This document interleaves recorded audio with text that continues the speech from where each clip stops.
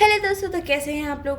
आज मैं आपको बताने वाली हूँ chapter first the French evolution का सेकंड पॉइंट। ठीक है, तो सेकंड पार्ट में हम लोग ये पढ़ने वाले हैं द स्ट्रगल टू सर्वाइव। इसके पहले हमने बहुत सारी चीज़ें पढ़ ली थी, जैसे कि इसका इंट्रोडक्शन पढ़ लिया था हमने, फर्स्ट स्टेज, सेकंड स्टेज और थर्ड स्टेज के बारे में पढ़ लिया था, उसके टैक्सेस के बारे में पढ़ लिए थे, सोशल इकोनॉमिक और पॉलिटिकल कॉजेज और इनक्वालिटीज और प्रॉब्लम्स को समझ लिया था। अब हम पढ़ने वाले हैं द स्ट्रगल टू सर्वाइव। ठीक है, व्हाट इज सब्सिस्टेंस क्राइसिस। तो सब्सिस्टेंस क्राइसिस में an extreme situation where the basic means of livelihood are endangered. ठीक है, एंडेंजर्ड, जहाँ पर हमारा जो बेसिक लाइवलीहुड है वो एंडेंजर्ड होती है, मतलब वो डेंजर में होती है, वो चीज़ें नहीं हो पा रही हैं अभी, वो चीज़ वो लोग अफोर्ड नहीं कर पा रहे हैं, या तो बहुत ज़्यादा ही वहाँ पर प्रॉब्लम्स है जिसके कारण वो चीज़ मिल नहीं पा रही है उन्हें। ये सब क्यों हो रहा था? क्योंकि इंक्रीज इन पॉपुलेशन, एकदम से पॉपुलेशन इंक्रीज होना। ठीक है, इन 1715 there were 23 million people. अब क्या हुआ? In 1789 there were 28 million people. इससे इम्पैक्ट क्या पड़ा? चलो पढ़ते हैं। इसका इम्पैक्ट ये था कि जो डिक्लाइन इन पॉपुलेशन और ड्रॉथ इन हेल्थ। तो देखो, जब कोई पॉपुलेशन बढ़ती है, ठीक है, तो उनको खाना भी चाहिए, रहने की जगह भी चाहिए, है ना, और बहुत सारी चीज़ें, जो खाना पीना रहना जगह, जहाँ कहाँ पर रहेंगे वो, है ना। तो एक तो प्रॉब्लम था खाना, सबसे बड़ा प्रॉब्लम फूड। तो फूड के बारे में क्या था, ये सब फूड तो हर जगह मिल जाते हैं, फार्मर्स तो हर जगह होते हैं। तो ये क्या हो रहा था? डिक्लाइन इन पॉपुलेशन और क्या, ड्रॉट और hello. Price of bread, which was the staple diet of the majority, rose rapidly. अब जो प्राइस था ना, जो ब्रेड का, मतलब वहाँ पर स्टेपल डाइट होती है, जैसे कि हमारे यहाँ राइस हो गया, वीट हो गया, बहुत सारी चीज़ें हो गई, मेज़ हो गया, बहुत सारी चीज़ें हम लोग के यहाँ पर हैं, क्योंकि हम एक ऐसी कंट्री है जहाँ पर हर चीज़ मिल जाती है। ठीक है, पर वहाँ पर फ्रांस में एक स्टेपल डाइट क्या था? ब्रेड। ब्रेड पे ही मैक्सिमम लोग उसको खा के रहते थे, चाहे वो बहुत कोई द पुअर हो या फिर वो बहुत कोई रिच हो, सब ब्रेड खाते थे। ठीक है, तो वो क्या था? स्टेपल डाइट था। अब ब्रेड की बहुत सारी वेराइटीज़ होती हैं, अलग अलग वेराइटीज़ सब लोग खाते थे। ठीक है, मतलब ब्रेड एक स्टेपल डाइट समझ लो। ठीक है, वो सब छोड़ो। Of the majority rose rapidly. अब देखो, ब्रेड के लिए, अब किसी चीज़ के लिए हम जो प्राइस है ना वो बढ़ा, क्यों? क्योंकि वो जो ब्रेड का जो अमाउंट है ना वो कम होते गया। और अगर कोई अमाउंट कम होता है तो क्या होता है? उसकी प्राइसेस बढ़ जाती हैं, है ना। तो वो जो प्राइस था ब्रेड का वो रैपिडली बहुत तेज बढ़ा। Wages did not keep pace with the rises in price. अब जो वेजेस थे, जो लोगों को, जो मतलब जो थर्ड से जो लोग थे, उनका क्या था? उन्हें खाना मिल ही नहीं पा रहा था, क्योंकि जो वेजेस उनको मिलते थे उससे ज़्यादा वो खाने का प्राइस बढ़ रहा था। तो वो मतलब उसके साथ वो लोग कॉम्प्रोमाइज़ क्या करते, मतलब कैसे ही करते, वो अपना खाना पीने का करते, कैसे इंतज़ाम करते हैं। तो इसके कारण से the gap between the poor and the rich widen. अब जो पुअर थे और जो रिच थे, है ना, उनके में क्या हुआ? उनके में बहुत ज़्यादा, मतलब बहुत ज़्यादा, जैसे कि लोग पहले थे नॉर्मल लोग, ये पुअर हो गए, रिच हो गए, तो बहुत नॉर्मल सी चीज़ें थी। पर जब ये ब्रेड की प्राइसेस बहुत तेज़ बढ़ी तो ये लोग और पुअर होते गए और पुअर होते गए, और रिचेस्ट लोग तो वैसे ही थे, क्योंकि उनके पास तो बहुत पैसा था, वो तो आराम से ब्रेड और सारी चीज़ों के लिए ख़रीद सकते थे। पर पुअर को वेजेस भी नहीं थे इतने, और खाना भी उनको नहीं मिल पा रहा था, तो उनके बीच में बहुत ज़्यादा जो डिफरेंस था वो राइज होता गया, और गैप जो था वो वाइडन होते गया।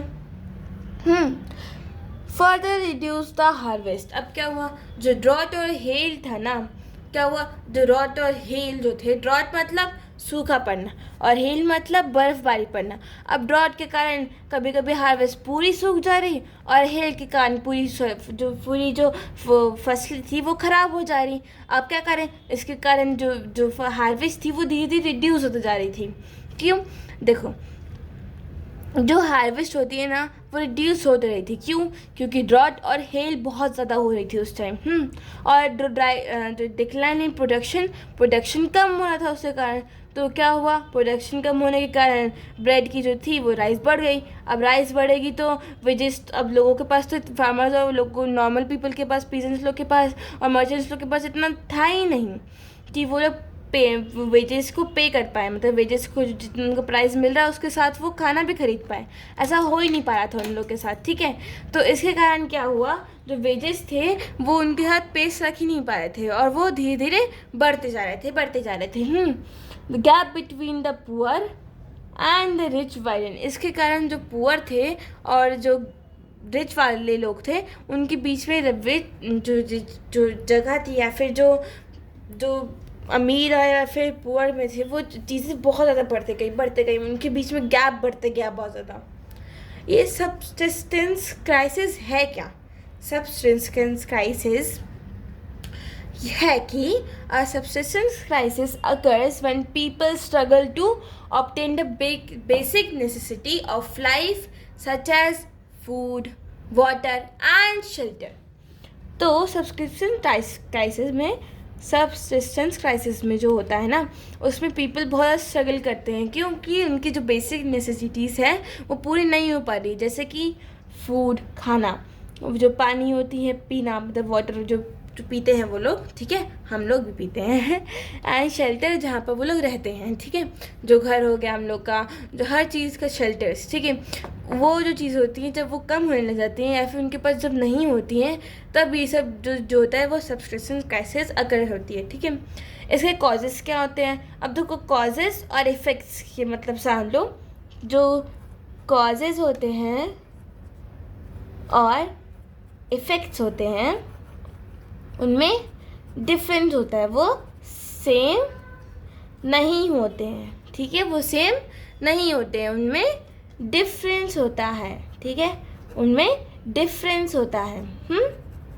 अब कैसा डिफरेंस मतलब कॉजेज़ जिसके कारण वो अकर हुए, मतलब कॉजेज़ देखो समझ लो, कॉजेज़ जिसके कारण ये सब चीज़ें हो रही हैं, ठीक है, ये किसके कारण हो रही हैं? अगर हमारे यहाँ खाना नहीं उग रहा है और उसके कारण हमारे यहाँ जो बहुत ज़्यादा हम लोग के पास खाना नहीं है, तो बहुत सारे लोगों को भुखमरी या फिर बहुत सारी चीज़ें फेस करनी पड़ रही हैं। तो वो क्यों हो रही हैं? अब देखो, जो भुखमरी जो फेस करनी पड़ी, जो प्रॉब्लम्स उनके फेस करने वाली है, वो हो गया इसका इफ़ेक्ट, ठीक है। और कॉजेज़ जो होते हैं, कॉजेज़ क्या होते हैं? जिस कारण से ये हुआ, मतलब हार्वेस्ट रिड्यूस हो गई या फिर वहाँ मतलब हार्वेस्ट ख़राब हो गई, ये हो गए इसके कॉजेज़। समझ में आया? ठीक है, तो अभी हम पढ़ेंगे इसके कॉजेज़, ठीक है। तो कॉजेज़ क्या होते हैं? पॉपुलेशन ग्रोथ, अब मैंने को पहले बताया था, rapid population growth can outstrip the availability of resources, leading to increase of demand and higher prices to essential goods, especially food.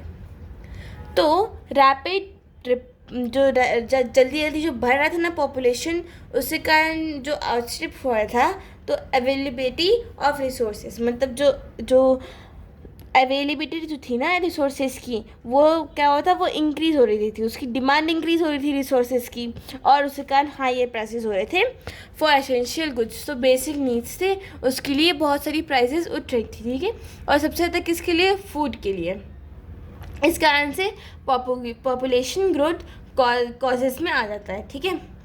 Food production issues में क्या होता है? जैसे कि drought, floods or other natural disasters that severely impact the production, causing shortage and price hikes. अब देखो, इस बात को बहुत अच्छे से समझ लो। फूड प्रोडक्शन इशूज़ में क्या होते हैं? वहाँ पर ड्रॉट पड़ सकता है, वहाँ पर फ्लड हो सकते हैं, वहाँ पर अदर नेचुरल डिजास्टर्स हो सकते हैं that severely impact the production of food. अब देखो ड्रॉट के कारण, जैसे कि वहाँ पर पानी बिल्कुल नहीं है, बारिश नहीं हो पा रही है, तो वहाँ पर ड्रॉट पड़ गया, मतलब सारी चीज़ें सूख गई। फ्लड, बहुत ज़्यादा पानी आ गई, इतनी ज़्यादा पानी आ गया कि उन जो रूट्स थे उसे फंगस लग गए, या फिर वो रूट्स जो इतना ज़्यादा पानी सोख करके उनकी मतलब एबिलिटी जो थी उनकी वो ख़त्म होती जा रही थी धीरे धीरे। जो उनके नेचुरल डिज़ास्टर्स थे, अब नेचुरल डिज़ास्टर जैसे भूकंप हो गया, बहुत सारी चीज़ें हो गई है ना, उसके कारण मतलब जो चीज़ें जैसे सनलाइट बहुत ज़्यादा पड़ी तो ड्रॉट हो गया, वो अगर पानी नहीं हो रहा है तो ड्रॉट हुआ है ना, जैसे फ्लड में बहुत सारी पानी आ गई। और अगर बहुत सारे नेचुरल डिज़ास्टर्स के कारण ये सीवियरली इम्पैक्ट हो सकता है इसका, ठीक है। The food production of causing shortage in the production and rise in to highs. अब देखो, अब shortage in production, food production में हुआ, और प्राइसेस सबसे ज़्यादा हाइक हो चले गए। जैसे कि बीच में मतलब 1-2 साल पहले क्या टमाटर बहुत ज़्यादा महंगे हो गए थे, मतलब ये एक नॉर्मल एग्जांपल ले रही हूँ मैं, और बीच बीच में बहुत सारी चीज़ें बिल्कुल हाइक पहुँच जाती है अपने, मतलब 200-300, मतलब टमाटो की बता रही हूँ मैं, 200-300-400 तक पहुँच गए थे, है ना। तो क्या हुआ था, उसकी मतलब वो शॉर्टेज हो गई थी उसकी, तो उसके कारण प्राइसेस हाइक से पहुँच गई थी।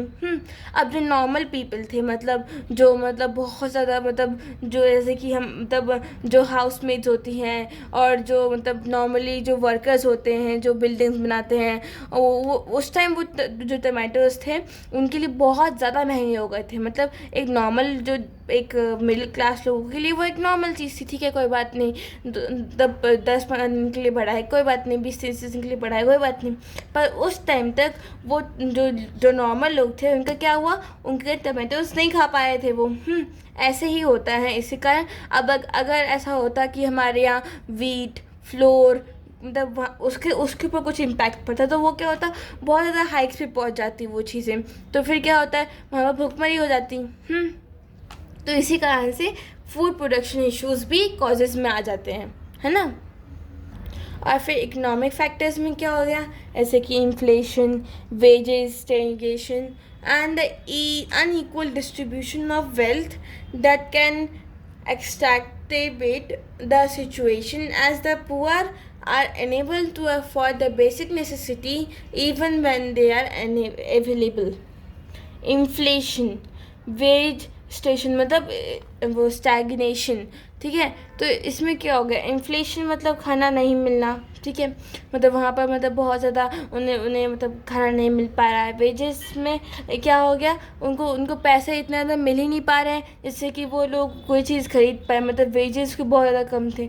अनइक्वल डिस्ट्रीब्यूशन ऑफ वेल्थ, अब इसके कारण मतलब इनइक्वालिटी, मतलब डिस्ट्रीब्यूशन ऑफ वेल्थ, मतलब सब वुमेन, अगर कोई वुमेन काम कर रही है उस टाइम पे और कोई मेन काम कर रहा है, तो क्या होता था, वुमेन को अगर वो सेम काम कर रही है तब भी वुमेन को कम प्राइसेस मिलेंगे कंपेयर टू मेन। और ऐसे तो मतलब ऐसा, मतलब एक थर्ड स्टेट के बारे में बता रही हूँ मैं, अगर हम वो सेकेंड स्टेट और थर्ड स्टेट के बारे में बताएं, तो उसके कारण अगर कोई सेम काम कर रहा है तो सेकेंड स्टेट को ज़्यादा पैसे मिलेंगे जबकि थर्ड स्टेट को। Extended in the situation as the poor are unable to afford the basic necessities even when they are available. अब क्या होता है, ऐसा तो मैंने बता दिया आपको कि बहुत ज़्यादा हाइक से पहुंच गई इसलिए पैसे हो रहे हैं। कभी कभी ऐसा भी होता है कि लोगों के पास ना अवेलेबल जो सामान, जैसे कि मैंने पहले टमाटो का एग्जांपल लिया था, मैं टमाटो का एग्जांपल ले लेती हूँ। अगर हमारे पास टमाटोज़ हैं, ठीक है, पर टमाटोज़ जैसे कि नॉर्मली हम लोग को 50-60 के मिल जाते हैं, हमें 40-50-60 के मिल जाते हैं। और लोग मतलब कुछ लोगों के लिए मतलब वो चीज़ें अवेलेबल होने के बाद भी, उस प्राइस पे अवेलेबल होने के बाद भी कुछ लोग उसको अफोर्ड नहीं कर पा रहे हैं। ये की चीज़ें इकोनॉमिक फैक्टर्स में आ गई। अब क्या हुआ, नेक्स्ट टॉपिक में क्या हो गया, मैं आपको एक बार ये पूरे टॉपिक पर समझा देती हूँ। अब देखो, जैसे कि हम देखें, मतलब मैंने नेक्स्ट टॉपर्स के बुक्स से एग्जांपल्स लिए हैं और समरी बताई है, तो आपको ज़्यादा इजी रहे और समझने में दिक्कत ना आए, इसलिए मैंने दिग्रासा की बुक्स के साथ मतलब मैंने पढ़ना शुरू किया है, जिससे कि जो कॉजेज़ हैं, इमीडिएट कॉजेज़ हो गए, ग्रोइंग मिडिल क्लास हो गए, वो आपको एक पॉइंट्स फाइल में मिल जाए।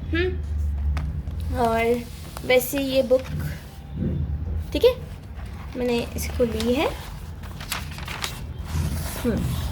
ओके, सो मतलब आप यहाँ से ही पढ़ सकते हैं और बुक्स भी ख़रीद सकते हैं। मतलब मैं ऐसे जनरल एडवाइस नहीं दे रही हूँ, बस ऐसे ही बता रही थी कि जो इकोनॉमिक्स, वही हम लोग वापस से पॉइंट्स पे आते हैं, जैसे कि इकोनॉमिक फैक्टर्स हो गए। तो इकोनॉमिक फैक्टर्स जो हो गए, उसमें क्या हो गया, the France population grew 5 million in 1715 to 1785। तो क्या हुआ, जो पॉपुलेशन थी वो ग्रू कितनी हुई, 5 मिलियन से, कितनी, 5 मिलियन से ग्रू हुई। Increase demand of food grains. अब जो फ्रूट ग्रेन्स थे उसकी क्या जो डिमांड थी वो बड़ी, इंक्रीज हुई। कॉस्ट ऑफ ब्रेड इंक्रीज, तो स्टेपल लाई थी ब्रेड, तो उसका वो इंक्रीज हुआ। तो वर्कर्स फेस इन्फ्लेशन, मतलब उन्हें खाना नहीं मिल पाया था, उसके कारण वो लोग भूख से तड़प रहे थे, समझे। और क्या, ड्रॉट एंड हेल, ड्रॉट और hail reduce the harvest. Drought मतलब सूखा और हेल मतलब बहुत ज़्यादा बारिश होना, उसके कारण रिड्यूस क्या होते हैं, हार्वेस्ट रिड्यूस हो रहे थे। The situation where the basic means of livelihood are becoming endangered is call subsistence crisis, ठीक है। तो सबसिस्टेंस क्राइसिस में ये सारी चीज़ें, मतलब इकोनॉमिक प्रॉब्लम्स जो होती हैं वो आ जाती हैं, ठीक है। तो growing middle class and ensages at the end to privilege। Growing middle class, जो मिडिल क्लास लोग थे वो अब क्या हुआ, बढ़ रहे थे, इंक्रीज हो रहे थे। अब क्या होता है मिडिल क्लास का इंक्रीज होना, मिडिल क्लास इंक्रीज होना। Prosperous had access to education and new ideas. तो जो प्रॉस्पेरस लोग थे उनको क्या था, उनका एक्सेस था एजुकेशन के लिए एंड न्यू आइडियाज़ के लिए। और जो मिडिल क्लास लोग थे ना, उनके पास एजुकेशन के लिए राइट्स हो गए थे, मतलब पहले थर्ड से फोर्थ तक वो राइट्स थे ही नहीं इस बारे में। तो उन्होंने क्या किया, जो मिडिल क्लास थे वो लोग तो प्रॉस्पेरस लोग थे, वो लोग अच्छे पढ़े लिखे हुए लोग थे, तो उन्हें क्या एक्सेस टू एजुकेशन हो गया, मतलब उन्हें बच्चों को एजुकेशन के लिए एक्सेस मिल गया। दे ऑल बिलीव्ड, मतलब मिडिल क्लास वाले जो थे वो बिलीव करते थे in the idea of privileges were on merit and not on birth. मतलब हमें ये चीज़ करना चाहिए कि जो हमें इस बात पे नहीं रखना चाहिए कि वो कहाँ बर्थ हुआ है, उसका कहाँ बर्थ हुआ है, जबकि हमें क्या करना चाहिए, उनके पढ़ाई पे, वो कैसा चीज़ करते, वो कैसे हैं, उनकी मतलब उनकी क्या क्या स्ट्रैटेजीज़ हैं, वो कितना कमाते हैं, उसके हिसाब से हमें रखना चाहिए। अब ऐसा अगर आप बोलोगे कमाते हैं तो थर्ड से तो फर्स्ट से सबसे अमीर हो जाएंगे, ऐसा नहीं। मतलब जो अपने बलबूते पे कमा रहे हैं वो लोग नहीं, जो लोग बहुत पहले से अमीर थे और उनको भी अभी पैसा मिल रहा है आराम से, ठीक है। उनको वो खुद के दम पे, मतलब वो एक पर्सन ने अपने से पूरा मतलब बहुत मतलब हेल्प किया पूरे अर्थ को या फिर पूरे कंट्री को। वो मेरिट मतलब एजुकेशन समझ लो, मतलब जिनके पास अच्छी आइडियाज़ थे, अच्छी एजुकेशन थी, उनको मतलब थर्ड से फर्स्ट से सेकेंड स्टेज पर ऐसे करना चाहिए, ठीक है। These ideas were based on the freedom and the equal laws and the opportunities for all the society. तो जो आइडियाज़ थे वो किस पे बेस्ड थे, वो फ्रीडम पे बेस्ड थे। क्या कि हमें फ्रीडम मिलनी चाहिए, हमें इक्वल लॉज मिलने चाहिए, हमें अपॉर्चुनिटीज़ मिलनी चाहिए, इन सोसाइटी में हमें अपॉर्चुनिटीज़ मिलनी चाहिए। These ideas were highlighted in the philosophers like. अब देखो कहाँ पर हाईलाइट हुए, ये कहाँ से लोगों के मन में आया कि हमें ये ऐसा करना है, ऐसा कैसे करना है, तो जॉन लॉके, ठीक है,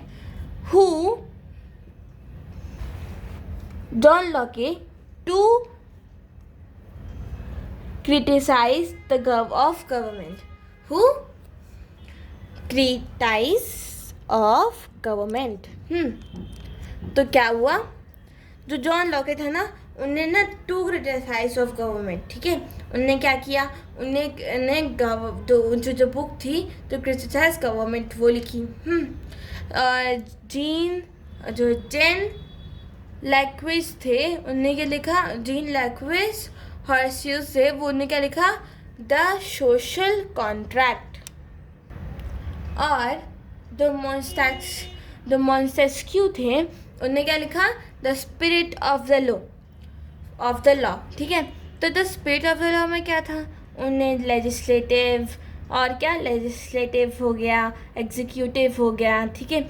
और बहुत सारे जो इनिशिएटिव्स और लॉज थे वो इन्हीं तीनों ने, मतलब मेनली इन्हीं तीनों ने बनाए थे। तो सोशल कॉन्ट्रैक्ट्स, गवर्नमेंट कैसे वर्क करना चाहिए, ठीक है। अब बहुत सारी चीज़ें इन्हें बताई, ठीक है, कि कैसे कैसे हमें आगे करना चाहिए, कैसे कैसे हमें चीज़ें बनानी चाहिए।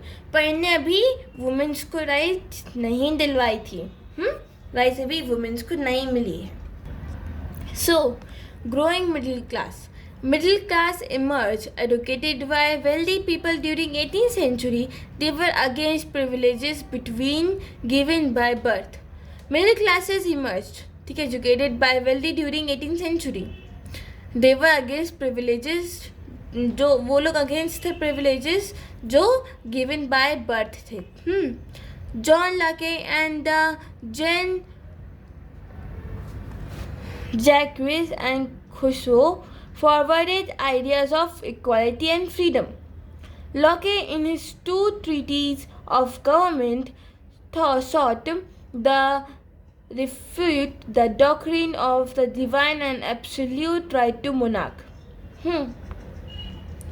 तो जो मोनार्क था उसे पूरी तरह से हटाने के लिए क्या किया था, टू ट्रीटीज ऑफ गवर्नमेंट को बनाया था उन्हें, कि जो डॉक्ट्रिन ऑफ डिवाइन, मतलब डॉक्ट्रिन ऑफ डिवाइन में इन्हें ये सारी चीज़ें बताई थी कि हमें एक the right of the monarch, मतलब मोनार्क की क्या क्या राइट होनी चाहिए, और कैसे ट्रीटीज ऑफ गवर्नमेंट, मतलब जो मोनार्की जो मोनार्की होती है उनको कैसे फॉलो करना है, या फिर क्या क्या चीज़ें हटानी है उसमें से, या फिर पूरा मोनार्की हटा दो, ये सारी चीज़ों के बारे में बात की थी। Rousseau proposed the government on the basis of social contract between the people and the representative. इन्हें क्या बोला, सोशल कॉन्ट्रैक्ट होना चाहिए, मतलब जो हम लोग अभी जो राइट्स हमें मिलेगी, जैसे कि हम कोई भी रिप्रेजेंट चूज़ करते हैं, उस चीज़ को इनने लागू की थी। कौन, जो हम लोग के यहाँ पर जेन जैक्विस खुसरो, ठीक है, उनने। द मॉन्टेस्क्यू, जो मॉन्टेस्क्यू थे, उन्होंने क्या था, propose the division of power within the government in the spirit of laws. जो डिविजन ऑफ पावर्स थी ना, जैसे कि लेजिस्लेटिव, एग्जीक्यूटिव, है ना, उस टाइप्स की जो होगा, है ना, उसने क्या किया था, उसी में डिवीजन हुआ था, मॉन्टेस्क्यू ने उसकी डिवीजन करवाया था। अब हम पढ़ेंगे क्या, The outbreak of revolution. So ये जो बात थी, the outbreak of revolution in 1789, Louis XVI called together an assembly in State Journal to pass a proposal for new taxes. इसमें क्या हुआ, जो इन 1789 जो लुइस 16 थे, उनने क्या असेंबली की in the for the state general to pass proposal of new taxes. अब टैक्सेस कौन देता था, थर्ड स्टेट्स। तो इसी क्या बताया है, और ये कितने सालों के बाद हुआ, 150 ईयर्स अगो के बाद हुआ, मतलब ये कम से कम 16th में हुआ था, और ये अब जाके हुआ है, मतलब इतने दिनों के बाद। क्यों, क्योंकि इन्हें न्यू टैक्सेस को प्रपोज करना था, ठीक है। Voting was conduct on the national on what each state has a vote, a whole, a hat and one vote. मैं वापस से समझाती हूँ। Voting was conducted on the nation that each state has whole and one vote. अब क्या हुआ, जैसे कि 3 स्टेट्स हैं, ठीक है, 3 स्टेट्स हमारे यहाँ 3 स्टेट हो गए, ठीक है। यहाँ पर 300, यहाँ 300 और यहाँ 600। तो ये हो गया थर्ड स्टेट, ये हो गया सेकंड स्टेट, ये फर्स्ट स्टेट। तो ये जो फर्स्ट स्टेट के पास 1 वोट, सेकंड स्टेट के पास 1 वोट और थर्ड स्टेट के पास 1 वोट था। तो यहाँ पर जो थर्ड स्टेट थे उन्होंने क्या बोला कि हम लोग क्या है, हम लोग 600 पीपल हैं, तो हमें ऐसा क्या करना चाहिए, हमें सबको 1 राइट देना चाहिए। मतलब 600 पीपल हैं तो 600 पीपल को राइट देना चाहिए कि वो 1 वोट करें। किस चीज़ के लिए? न्यू टैक्सेस के लिए। First state 300 people, second state 300 people, third state 600 people.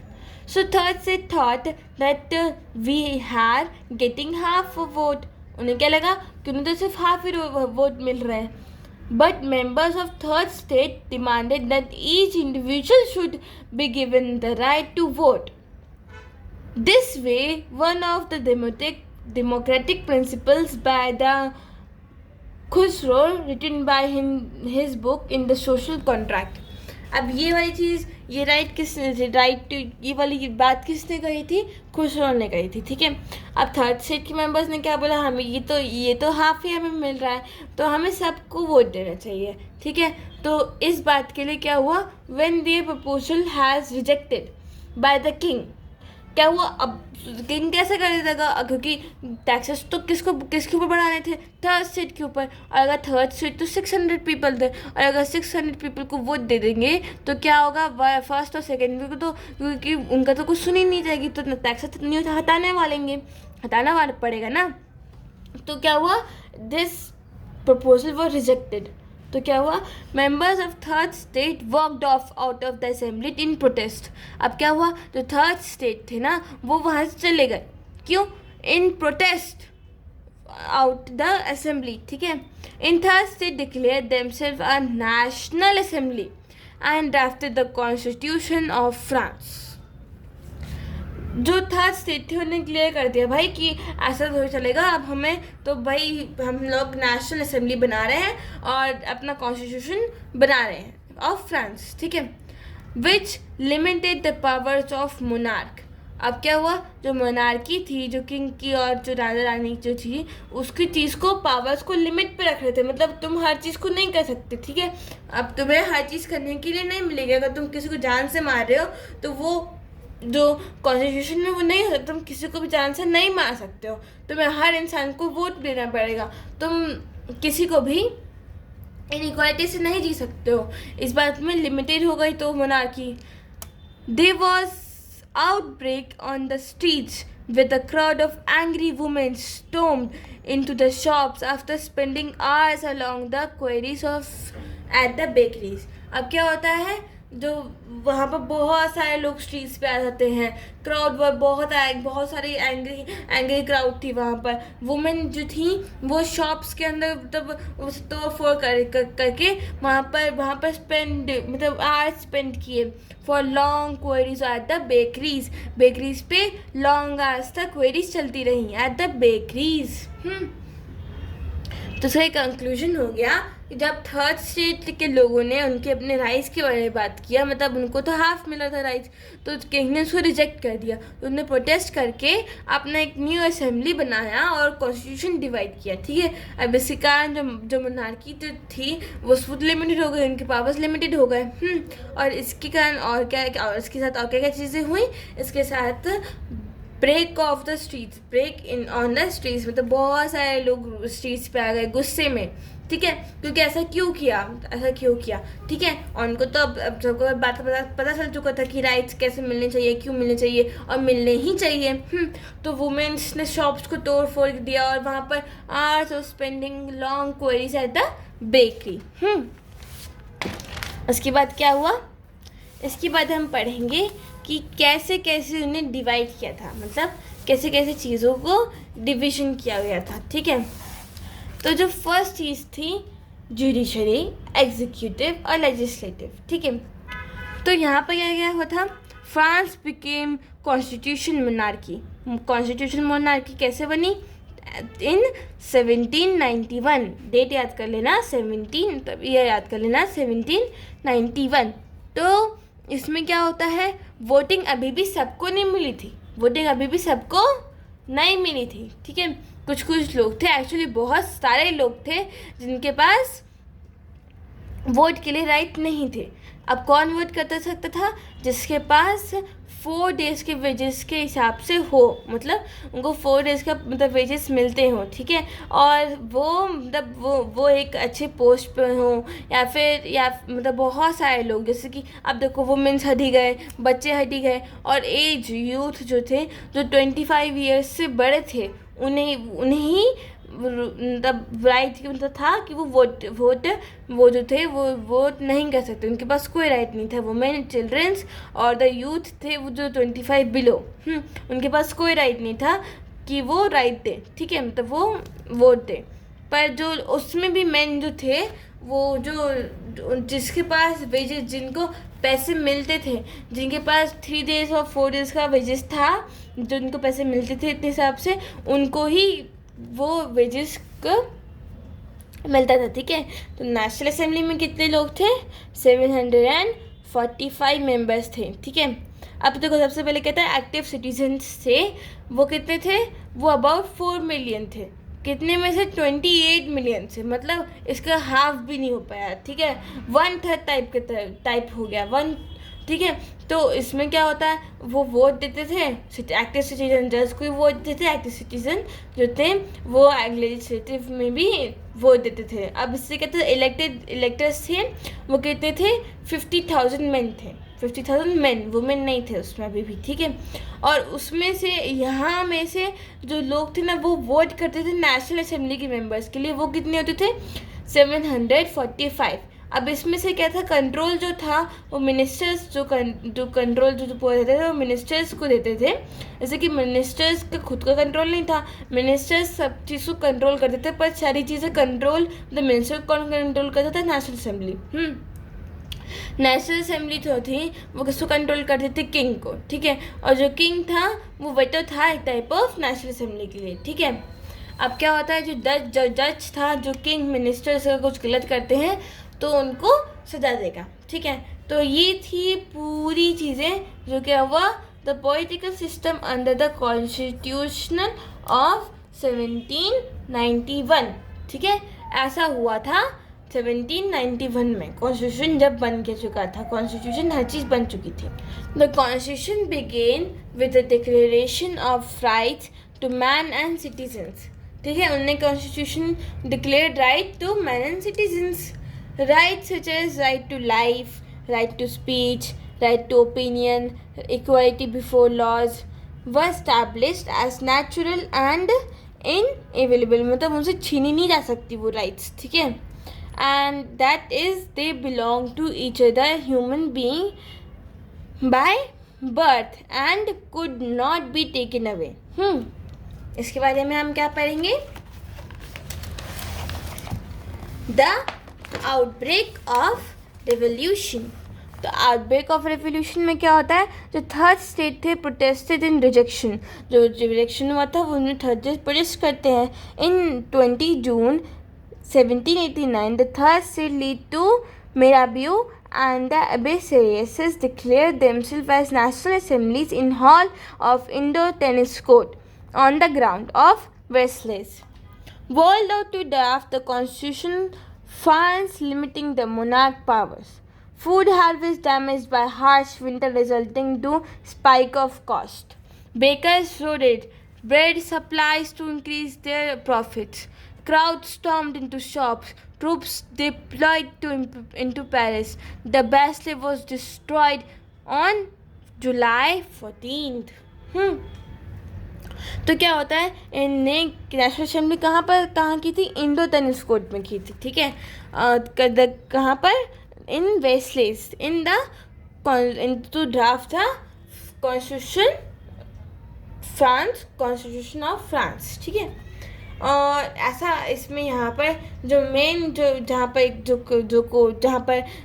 Jacobin club था ना, वो आप आगे पढ़ेंगे उसके बारे में, वो मेन था, उसे किसने स्टार्ट किया था वो आप मुझे बताएंगे, ठीक है। अब हम क्या पढ़ेंगे, France abolished monarchy and become the Republic. अब क्या होगा, इसके बाद क्या हुआ भाई, अब सब कुछ ठीक चल रहा था, सब कुछ कॉन्स्टिट्यूशन भी मिल गया, राइट्स भी मिल गया। अब क्या प्रॉब्लम हो रही भाई, जो स्टेट जनरल थे, नेशनल असेंबली थे, और जो नेशनल मोनार्की, पहले तो स्टेट जनरल था, फिर क्या हुआ, नेशनल असेंबली पे आए, फिर कॉन्स्टिट्यूशन मोनार्की पे आए। अब क्या चाहिए, पूरा कॉन्स्टिट्यूशनल चाहिए हमें।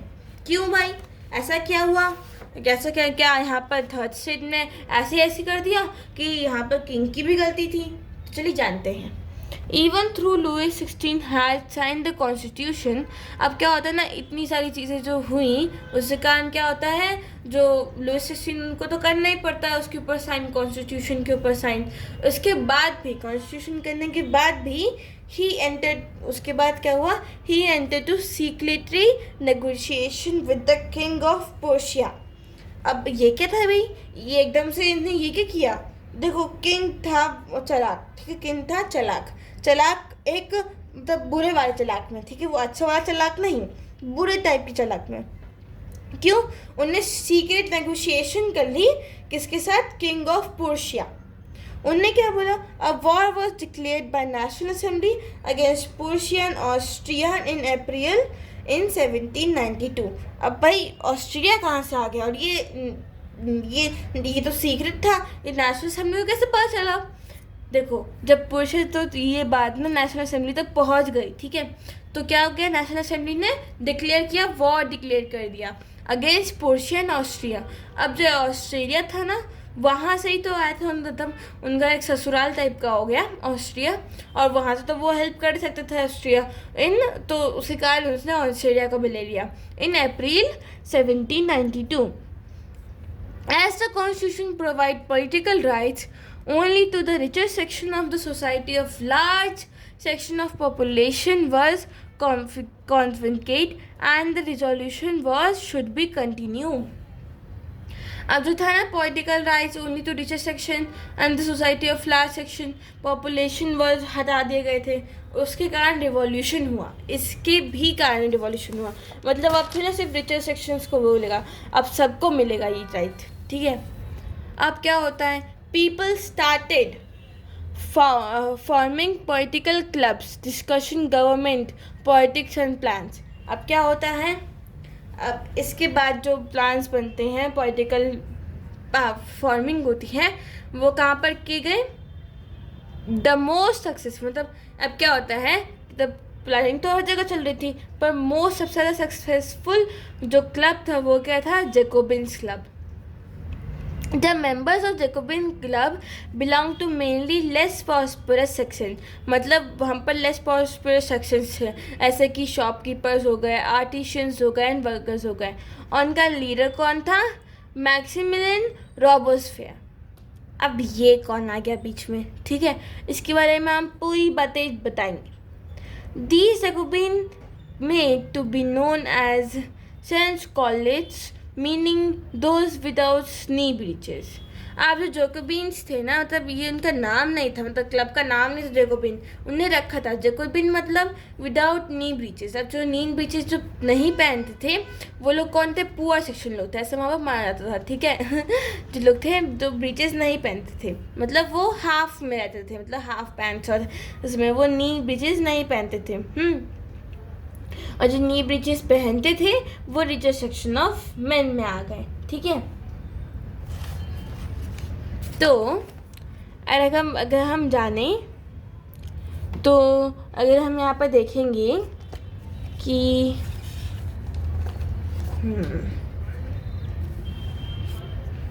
इसके बाद क्या हुआ था, मैं आपको बता देती हूँ। France become a constitutional monarch, King recognized the National Assembly due to uprising. The third state constitution ratified. On 4th August 1789, the feudal system of responsibility and taxes abolished by the statute. The National Assembly completed constitution in 1791 and took power in making laws. अब क्या पढ़ रहे हैं हम लोग, France abolished the monarchy and become the republic, ठीक है। Louis XVI negotiated secretly with the King Frederick William. जो किंग, इसका नाम भी अगर आप चाहें तो इसको अच्छे से याद भी कर सकते हैं, ये शायद से आ सकता है। मतलब इसे कोई कंफर्मेशन नहीं है इस बात की, पर स्टिल इसे याद करना एक अच्छी बात होगी। जैसे कि लुइस 16 के बारे में भी आया था कि लुइस 16 या फिर लुइस 17 है कि लुइस 16 है, क्या है, क्या रोबेस्पियर का भी नाम डाल दिया था, नेपोलियन बोनापार्ट का भी नाम डाल दिया था, तो लुइस 16 को जानना ज़रूरी है। ठीक है, किंग वैसे पर्शिया का किंग बहुत मतलब वैसे नॉर्मल है, या फिर मतलब बहुत डिटेलिंग में अगर आया तो तभी आएगा। ठीक है, the king Frederick William third of the Prussia neighbouring countries plan to end revolution. जो रिवॉल्यूशन हो रहा था ना, उसको एंड करने की कोशिश की गई। National assembly in April 1792 voted to declare a war on Prussia and Austria। तो उन्होंने क्या किया, वॉर डिपेंड कर दिया। ठीक है, revolutionary wars brought losses economic difficulties. ठीक है, in 1791 constitution gave political rights only to richer sections. Political clubs as Jacobin established plans and their forms of action. Jacobin club members belonged to mainly less prosperous sections. Angry Jacobin planned to in secret of the large number of people of Paris in 1792 summer. Stormed the palace of Tuileries on the August 10. King held hostage. Assembly voted to the imprisonment and the royal family. Sorry for that noise. I will repeat this line. The Tuileries of against the August 10. King held hostage. जो वहाँ का king था वो उसे hostage मिल जाते थे। ठीक है, assembly voted to imprison the royal family. जो रॉयल फैमिली थी जो लुइस 16 की थी, ठीक है, उन्हें जेल हो जाती है इस बात पे। The elections were held. Men of 21 years and above got right to vote. Monarchy established a new assembly called Conversion. France declared republic on 21st September 1792. Louis 16 was executed, मतलब उसे मार दिया गया था। On the 21 Jan 1793 later Queen was executed too. पहले तो Louis को मारा गया, फिर क्वीन को भी मारा गया। Jacobin leader Robespierre followed two policies to self-control punishment during 1793 to 1794। अब जो रोबेस्पियर था ना, इसने क्या शुरू किया, इसने ना खुद डिक्टेटर बन गया। मतलब जिस टाइप की में वो था, वो वहाँ पर वो डिक्टेटर बनना शुरू कर दिया उसने, समझे। अब यहाँ पर जो हुआ, जो रोबेस्पियर था ना, उसने ना लोगों को मारना शुरू कर दिया। जो लोग उसके खिलाफ में उठते थे उन लोगों को मारना शुरू कर दिया। क्यों मारना शुरू कर दिया? क्योंकि उसे भी राजा बनने का कोशिश था। उसने भी मतलब रोबेस्पियर भी इतना अच्छा इंसान नहीं था। ठीक है, उसने भी मारने की कोशिश की, लोगों को मारने की कोशिश की गई उसमें। अब क्या हुआ, इसके कारण ना रोबेस्पियर को भी मार दिया गया। तो इसमें directly rule. Okay, so wealthy middle class seized power of Jacobin government fell। ठीक है, जो मिडिल क्लास थे ना, उन्हें पावर जी जैकोबिन की वो फेल हो गई। New constitution denied right to vote of non propertized section provided two selected legislative councils. Directly 5 members were executed appointed as the safeguard against the confiscation of power in the one-man executive. Direct to clash with the legislative council, political instabilities of the directory opened ways for rise of Napoleon. कुछ समझ में नहीं आया, मैं समझाती हूँ। तो जो वेल्दी पीपल थे उन्हें क्या किया, वेल्दी पीपल थे उन्हें सीज कर दिया जैकोबिन गवर्नमेंट को, और वो बहुत जल्दी फेल हो गए, मतलब गिर गए। जो न्यू कॉन्स्टिट्यूशन बना था वो डिनाई करने लग गया। ठीक है, जो राइट टू वोट था वो नॉन पॉपुलर सेक्शन को नहीं मिलने लगा। Provided to vote new constitution denied, मतलब जो नॉन पॉपुलरिटीज लोग थे उन्हें नहीं मिला था। ठीक है, मतलब उन्हें वोट करने के लिए नहीं मिल रहा था। Provided for two elected legislative council, उसके बाद क्या हुआ, जो प्रोवाइड किए गए थे जो 2 इलेक्टिव काउंसिल्स, ठीक है, वहाँ पर भी बहुत सारी प्रॉब्लम्स फेस करनी पड़ी, पर उसे 2 लेजिस्लेटिव काउंसिल्स को बनाया गया. Directly 5 members executive appointed to safeguard against the concentration of power. अब क्या हुआ, पहले तो एग्जीक्यूटिव में सिर्फ एक ही था, ठीक है. अब क्या हुआ, वहाँ पर 5 मेंबर्स रखे क्योंकि सेफ गार्ड करने के लिए कि वो जो पावर इन वन मैन जो रोबोस्फेयर को दिया गया था वैसे नहीं हो, ठीक है. जो directors clash in with the legislative council political instability, जब क्या होता है डायरेक्टर्स थे वो क्लैश हो गए, मतलब इतना अच्छा नहीं चल पाया, और जो लेजिस्लेटिव काउंसिल्स थे वो इंस्टेबल हो गया, मतलब वो स्टेबल नहीं रह पाया. The directory of the directory open the way to, अब इसके कारण ये सब जो चीज़ें हुई इसके कारण क्या हुआ, राइज ऑफ नेपोलियन, तो नेपोलियन का राज शुरू होने वाला था.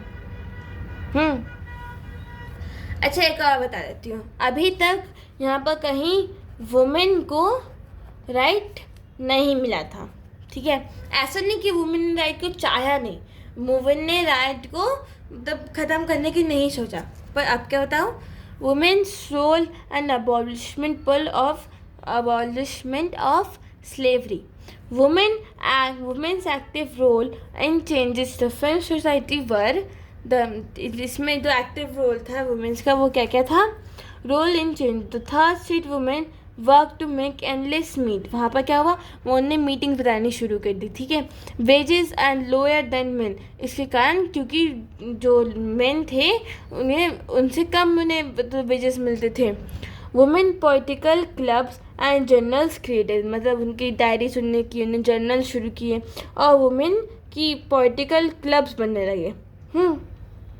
इक्वल पॉलिटिकल राइट्स डिमांडेड, जो पॉलिटिकल राइट्स थे उन्हें मांगे.